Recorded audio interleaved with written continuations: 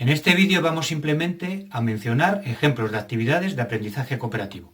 Todas ellas surgen del convencimiento de que suele ser más eficaz el aprendizaje entre iguales, en grupo, que la lección magistral.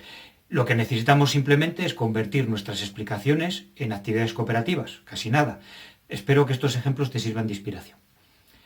Bueno, las actividades de aprendizaje cooperativo se pueden clasificar según la duración de la actividad, ¿no? Y por lo tanto, la duración de los grupos. Se habla de grupos informales cuando se forman y se disuelven sobre la marcha, para hacer algo que durará solo unos minutos o como mucho una clase. Se suelen utilizar para recuperar la atención o para obtener feedback durante la clase magistral. Voy a poner ejemplos. Se plantea una pregunta en la clase magistral sobre el conocimiento previo que deberían saber, pero se pide que hablen con el de al lado y elaboren una respuesta común. Luego se pregunta a alguna pareja cuál es la respuesta.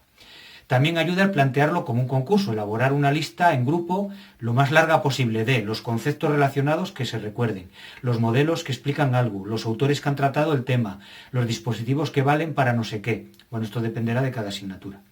Y esto se puede hacer no solo para conocimientos previos, por supuesto. La pregunta puede ser sobre lo que se acaba de contar. Se puede pedirles que resuelvan un problema de aplicación, pero en grupo. Elaborar un resumen, relacionarlo con otros conceptos de la asignatura, predecir lo que se va a contar a continuación. Bueno, la opción de resumir lo que se ha contado puede ser muy buena para terminar una clase, está claro. Bueno, la primera vez que se hace esto se les puede guiar. Por ejemplo, se les dice que elaboren cada uno una respuesta individual, pensando cada uno, y luego la comparta con los compañeros del grupo. Y entre todos elaboren una respuesta mejor. Luego esto saldrá de forma natural. Pero es importante pedir a alguien al azar al final que lo comparta en alto, para que se lo tomen en serio. Este es el ingrediente de la exigibilidad individual.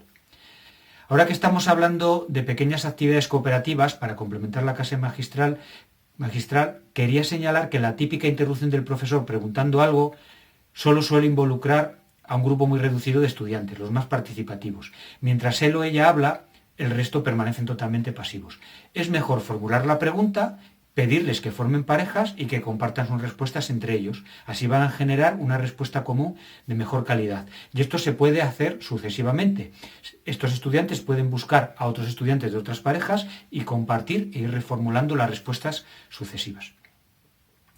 Esta misma idea cooperativa se puede llevar a la toma de apuntes. Si en tu metodología actual se exige a los estudiantes que tomen apuntes de calidad para poder estudiar para los exámenes, se puede parar unos minutos cada cierto tiempo y pedirles que por parejas se cuenten mutuamente lo que han recogido para mejorar estos apuntes de ambos, para completar lo que falta o corregir los errores. Se les puede pedir que pregunten el uno al otro cuál ha sido el concepto más importante que han visto, lo que ha quedado menos claro, etc. Esta actividad ayuda a recordar y entender el material mucho más de lo que parece, porque moviliza estrategias metacognitivas de reflexión sobre lo que hemos entendido. Otra actividad que me gusta es el llamado cuestionario recíproco guiado. Hay muchas variantes, pero la idea fundamental es que después de una lección magistral hay estudiantes que están tan confusos sobre los nuevos conceptos o ideas que hemos transmitido que no serían capaces ni de construir una pregunta. Bueno, pues se les pasa o proyecta una lista de preguntas genéricas que no tienen contenido, como estas. Individualmente los estudiantes tienen que elegir alguna de estas preguntas genéricas y formular una pregunta específica rellenando los huecos. Pueden ser dudas reales que ellos tengan, pero los estudiantes más avanzados, que conocen el material y saben la respuesta, pueden plantearlo como unas preguntas para retar a sus compañeros. Luego se forman grupos de 2 o 4 estudiantes y tienen que hacerse mutuamente esas preguntas que han redactado. El profesor simplemente va ayudando a los grupos con las dudas que surjan. Bueno, parece que los estudiantes que se saben la respuesta y que solo contestan pues solo ayudan a los demás, pero en realidad están reforzando su propio aprendizaje, porque tienen que construir una explicación nueva, tienen que relacionarlo con lo que conoce su compañero, tienen que usar términos más sencillos, buscar más ejemplos, etc.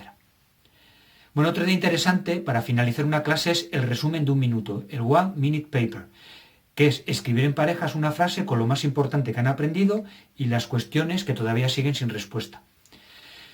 Cuando tengamos muchos estudiantes en el aula, claro, todo esto, si hacemos grupos pequeños de 2 o 3 estudiantes, pueden salir muchos grupos a los que preguntar, a los que pedir feedback, a los que pedir que intervengan. Bueno, pues siempre nos queda una opción que es la llamada bola de nieve.